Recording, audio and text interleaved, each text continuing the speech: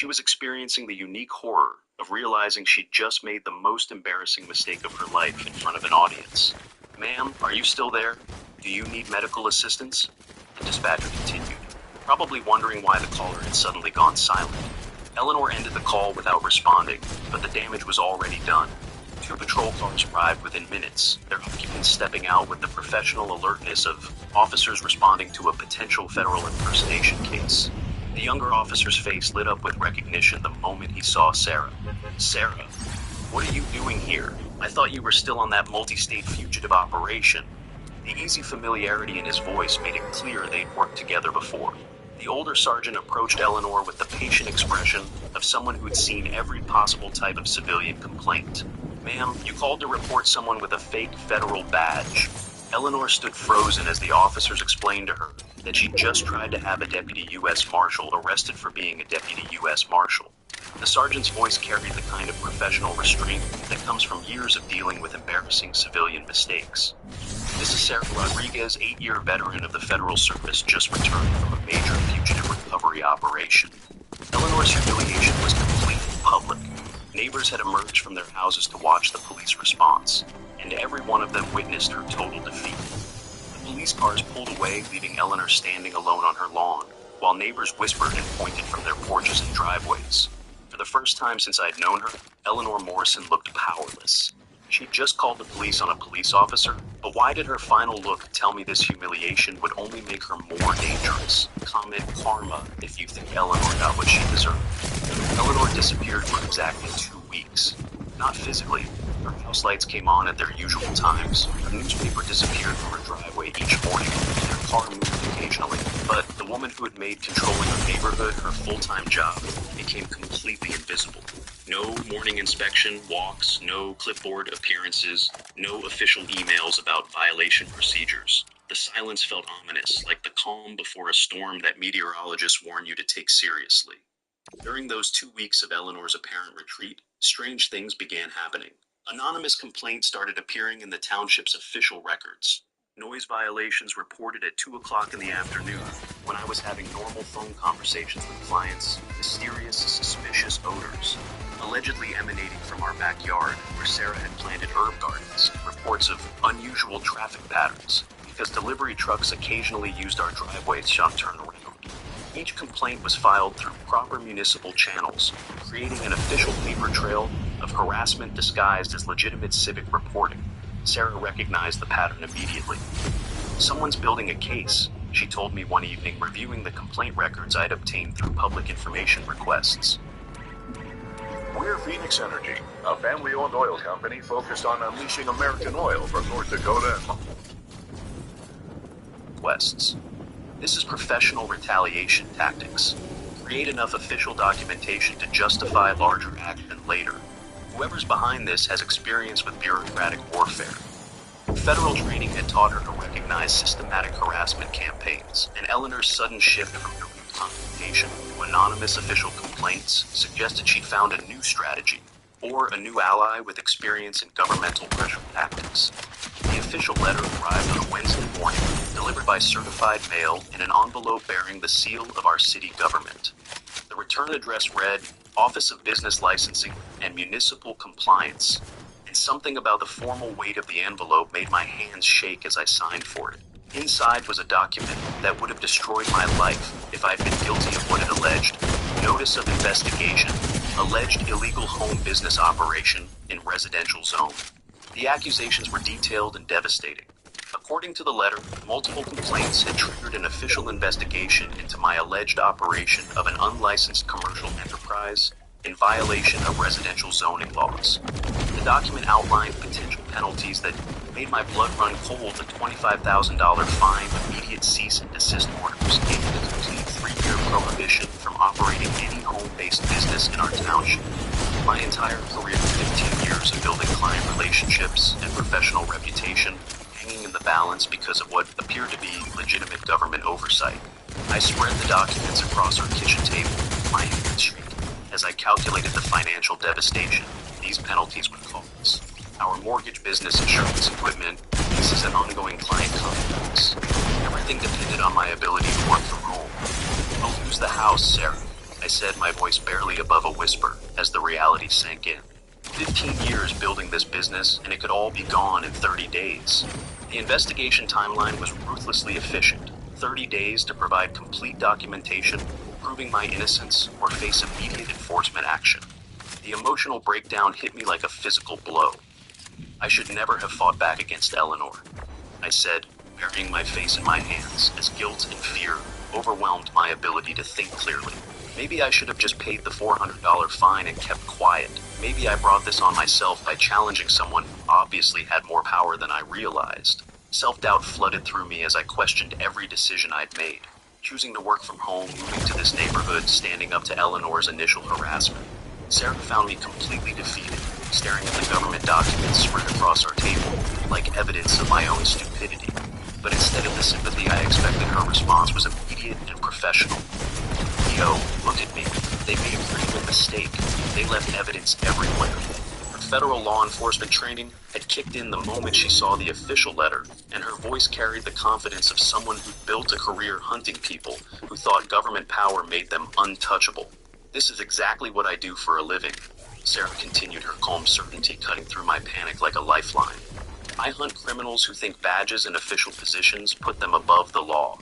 The people behind this investigation made the amateur mistake of creating a documented conspiracy.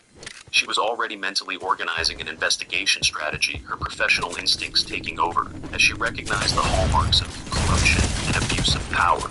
Sarah's quiet, steely determination filled our kitchen as she began outlining our response plan. They picked the wrong family to target, she said, her voice carrying the kind of resolve that comes from years of tracking dangerous fugitives who thought they were too smart to get caught. We're going to find every piece of evidence they left behind, and then we're going to watch them destroy themselves with their own arrogance. For the first time since opening that government letter, I felt hope beginning to replace panic. Eleanor Morrison had found someone with government power to weaponize against us, but she'd made one critical miscalculation. She'd chosen to target a federal law enforcement officer's family, and federal agents don't lose personal battles. They turn them into federal cases. Eleanor had found someone with government power to destroy us, but did she realize she'd just made it personal with someone who hunts corrupt officials for a living? Type, fight back if you think Maya and Leo should take them down. The next 2 weeks passed in an eerie calm that reminded me of those nature documentaries where predators stalk their prey just outside camera range. Eleanor remained completely invisible. No morning inspection walks, no clipboard appearances, no official emails about neighborhood violations. But the anonymous complaints continued appearing in township records with mechanical precision. Noise violations filed at 2 p.m. when I was having normal client phone calls, mysterious reports of suspicious odors from our backyard, and complaints about unusual traffic patterns, because UPS occasionally used our driveway to turn around. Sarah recognized the sophisticated harassment pattern immediately.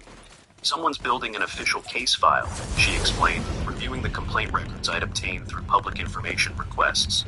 This isn't random neighbor petty behavior anymore. So the U.S. just announced something huge for homeowners aged 55 or older. Now hear me out on this. Records I'd obtained through public information requests. This isn't random neighbor petty behavior anymore. This is systematic documentation designed to justify major governmental action. Whoever's coaching Eleanor through this process has serious experience with bureaucratic warfare and knows exactly how to weaponize municipal systems against private citizens. Federal training had taught her to identify organized campaigns of official harassment, and the sudden shift from Eleanor's direct confrontation style to anonymous bureaucratic attacks suggested she'd found herself a very dangerous ally. The official envelope arrived on a Wednesday morning like a bomb disguised as routine mail. The return address bore the official seal of our city government. Inside this envelope had the power to destroy everything I'd built over 15 years of freelance work. The weight of the paper felt ominous, like holding documentation of my own professional execution. Inside was a document that would have ended my career if I'd been guilty of the allegations. Notice of investigation. Alleged illegal home business operation in violation of residential zoning ordinances. The accusations were detailed, comprehensive, and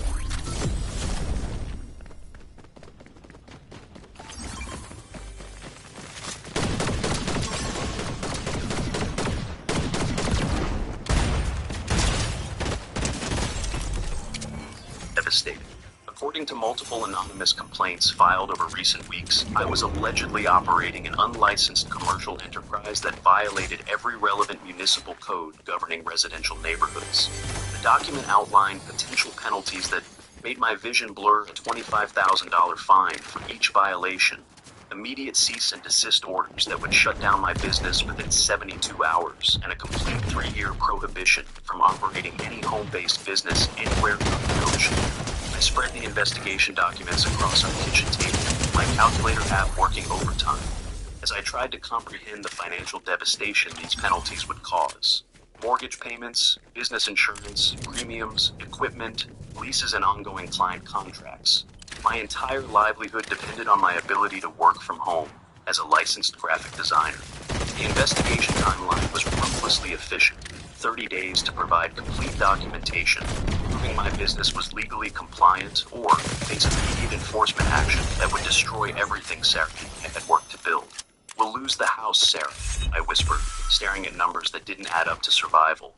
15 years building this business, establishing client relationships, creating a reputation in my field, that could all disappear in 1 month. The weight of potential financial ruin pressed down on my chest like a physical force. Even if we eventually prove my innocence, the investigation process alone will destroy my client relationships. Who wants to work with a graphic designer with government or operating an illegal business? The emotional breakdown hit me like a dam bursting. I pushed my laptop off the kitchen table, knocked it flat to the floor, and buried my face in my hands as 15 years of professional pride crumbled into dust. I should never have fought back against Eleanor, I said, my voice breaking with guilt and terror. I should have just paid her stupid $400 fine and kept my head down like everyone else in this neighborhood. Maybe I brought this destruction on myself by challenging someone who obviously had connections I never suspected. Self-doubt flooded through me as I questioned every decision that had led to this moment. Moving to Willowbrook Heights, choosing to work from home, standing up to Eleanor's initial harassment, instead of just accepting it like a normal person would have done. What kind of idiot picks a fight with someone who can weaponize the entire city government? I asked Sarah, feeling like the biggest fool who'd ever lived. I'm a graphic designer, not a lawyer or politician. I design logos and websites, and now I'm facing a federal level investigation because I couldn't just mind my own business. Sarah found me completely defeated, staring at government documents spread across our table, like evidence of my own stupidity and arrogance.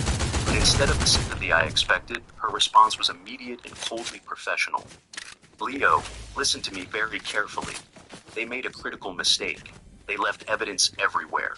Her federal law enforcement training had activated the moment she saw the official investigation letter, and her voice carried the confidence of someone who'd spent years building cases against people who thought government positions made them untouchable. "This is exactly what I do for a living," Sarah continued, her full certainty cutting through my panic like a rescue run from a man.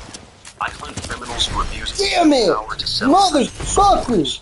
I track fugitives who think badges and government connections put them above the law they're supposed to enforce.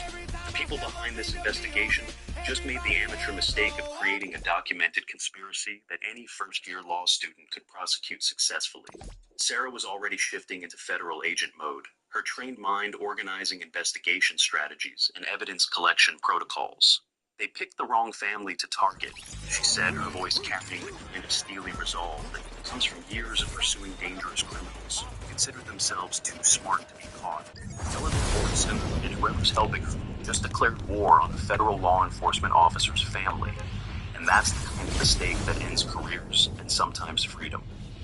For the first time since opening that devastating government letter, I felt hope beginning to replace the crushing weight of panic and despair. Sarah's professional confidence was infectious, and I began to remember that my wife didn't just carry a federal badge. She was genuinely good at her job. She'd spent 3 months tracking fugitives across 4 states and brought them all back to face justice.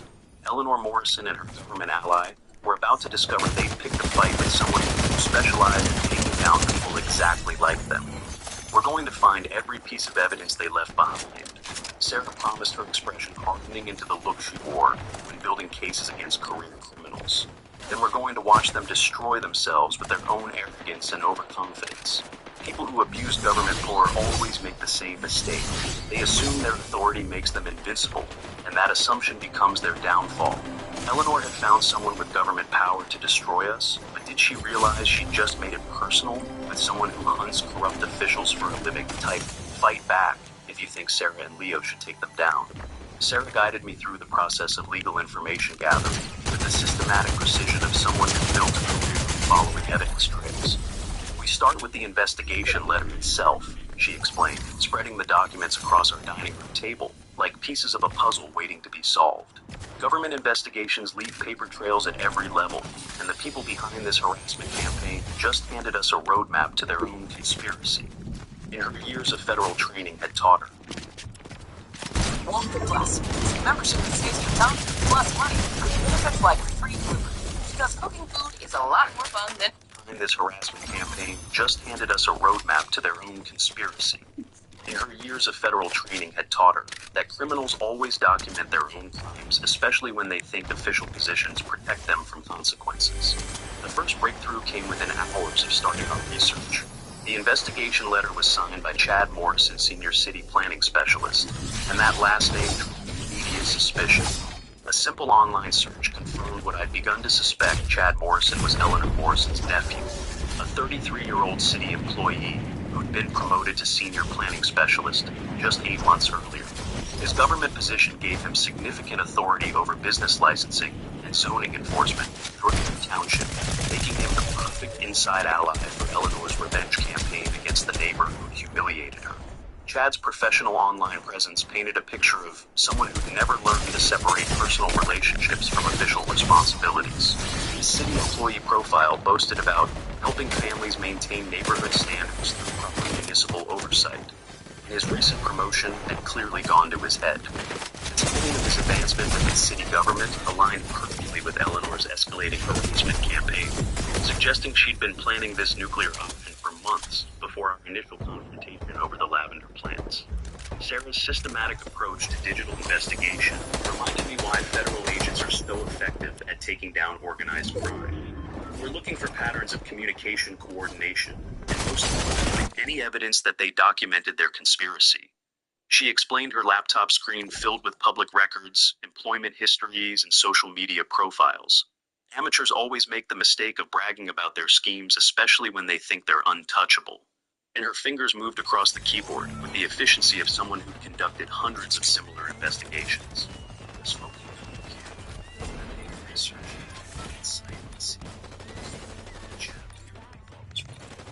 Using my graphic design skills to trace digital breadcrumbs, I discovered a series of posts from an account called GovWorker92 that matched Chad's posting patterns, writing style, and timeline perfectly. The profile picture was a generic cityscape.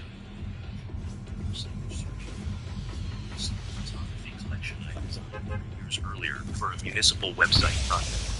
Chad used my own artistic work to hide his identity while bragging about destroying my career. The irony was so perfect it felt like justice writing itself. His anonymous posts were a masterclass in government corruption, with detailed explanations of how one well-placed complaint form can destroy any freelancer's livelihood, and boastful descriptions of helping family members solve problems with proper revenge. The post that sealed his fate was dated 2 days before my investigation letter arrived. He just helped my aunt deal with an annoying neighbor who thought he was smarter than the system. One government investigation form equals destroyed business. Family connections are everything in municipal work. Sarah photographed every post with the methodical precision of someone building a federal case. This is conspiracy to abuse government power for personal revenge, she said, her voice carrying the satisfaction of an agent who just solved a complex investigation. Chad Morrison just documented his own criminal activity in writing, complete with motive, timeline, and coordination with Eleanor. Any prosecutor in the country would love to have evidence this clear-cut. Years of experience have taught her that the best criminals always defeat themselves through overconfidence and the need to boast about their cleverness. The evidence collection process revealed the full scope of Eleanor and Chad's conspiracy. Phone records showed dozens of calls between them during the weeks following my public exposure of Eleanor's HOA corruption. Municipal databases revealed that Chad had personally processed every anonymous complaint filed against our property, bypassing normal procedures that would have distributed such complaints among multiple city employees. The Coordination was so obvious it would have been funny if the consequences weren't potentially devastating to my livelihood. Building our defense case required documenting 8 years of completely legal business operations. My tax records, business licenses, zoning permits, and client contracts painted a picture of scrupulous compliance with every relevant law and regulation. 0 complaints had ever been filed against my home-based business before Eleanor's revenge campaign began, and my business activities were clearly within the scope of permitted residential uses. Chad's investigation was built on fabricated evidence designed to support a predetermined conclusion and genuine regulatory oversight. Sarah's strategy session felt like watching a master tactician prepare for battle. Tomorrow we request a formal hearing with the city council, she announced, organizing our evidence into presentation folders with the efficiency of someone who testified in federal court. We're going to expose this entire conspiracy in front of the city officials who have the power to fire Chad and refer him for criminal prosecution. Eleanor Morrison and her corrupt nephew just handed us everything we need to destroy them publicly.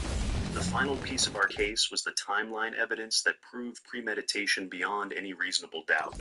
Chad's bragging posts, Eleanor's harassment campaign, the coordinated filing of false complaints, and the investigation letter formed a perfect sequence of criminal conspiracy. They documented their own guilt so thoroughly that defending myself had become secondary to exposing their corruption for the entire city government to witness.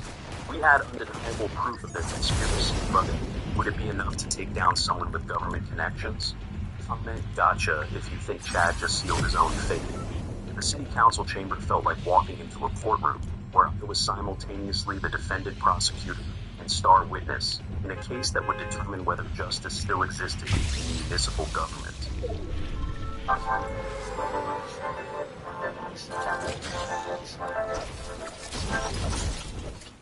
That would determine whether justice still existed in municipal government.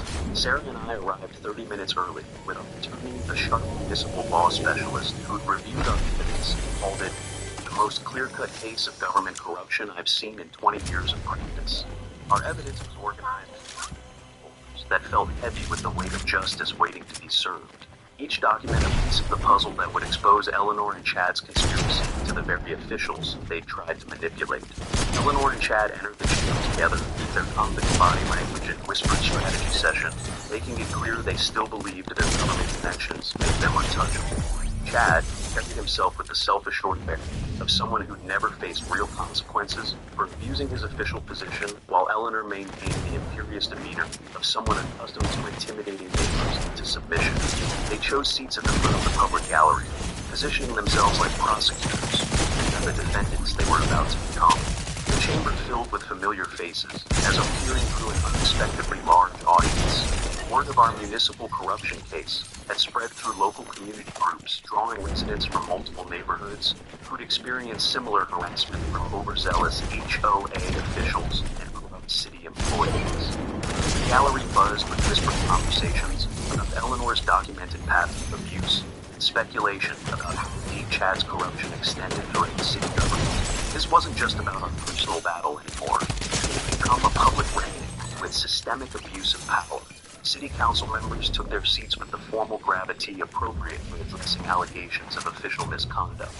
The council president, a distinguished woman in her 60s, who had served the community for over a decade, called the hearing to order with a crisp authority. We're here to address complaints regarding the investigation of Leo's home-based business and allegations of improper municipal procedures. She announced her tone, making it clear this wasn't routine municipal business, but a serious examination of potential corruption within their own government departments. Chad presented first his polished professional demeanor, clearly designed to remind city officials who controlled his career advancement. Council members, this investigation represents exactly the kind of role of zoning enforcement that protects residential property values and community standards. He began his presentation filled with official letterhead documents and bureaucratic language designed to obscure rather than illuminate. He presented fabricated neighbor complaints as legitimate community concerns, dismissed Leo's protests as typical freelancer attempts to circumvent proper licensing procedures, and confidently assured the council that his investigation followed all appropriate municipal protocols. The PowerPoint presentation Chad had prepared was masterfully manipulative, complete with zoning maps, regulatory citations, and carefully selected photographs that made my home-based graphic design work appear like major commercial activity, disrupting residential tranquility. His subtle arrogance became more apparent as he warmed to his subject, making comments about protecting hardworking families from inappropriate commercial encroachment and ensuring freelancers understand they can't simply ignore municipal oversight. Eleanor sat behind him, nodding approvingly, clearly believing their strategy was working perfectly. Our attorney's response was methodical and devastating. Council members, Leo's documentation proves 8 years of completely legal business operations. She began presenting comprehensive evidence that destroyed Chad's accusations piece by piece. Business licenses, zoning permits, tax records, and client contracts painted a picture of scrupulous compliance with every relevant law and regulation. The municipal database showed 0 previous complaints filed against Leo's property before Eleanor's revenge campaign began, and his business activities clearly fell within permitted residential uses established by city zoning ordinances. The evidence presentation continued with surgical precision as our attorney systematically dismantled every element of Chad's investigation. Furthermore, the timing and coordination of complaints suggests this investigation was motivated by personal animus rather than legitimate regulatory oversight. She continued producing timeline documentation that revealed the obvious conspiracy between Eleanor and Chad. The council members' expression shifted from formal attention to genuine concern as the scope of corruption became apparent. When our attorney announced that the defense phase was complete, and we were now presenting our own complaint against city officials, the atmosphere in the chamber changed dramatically.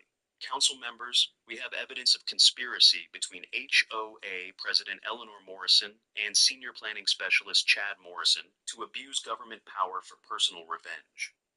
She stated her words carrying the weight of documented truth that would change everything. The revelation that Eleanor and Chad were family members sent visible shockwaves through the council chamber. Mr. Morrison failed to disclose this relationship when processing complaints against Leo's property, a clear violation of municipal ethics codes requiring recusal from matters involving family members. Our attorney explained, producing employment records and family documentation that proved their connection. Council members exchanged concerned glances as they realized one of their own department heads had violated basic conflict of interest protocols. But the real explosion came when our attorney activated the large display screen and showed Chad's anonymous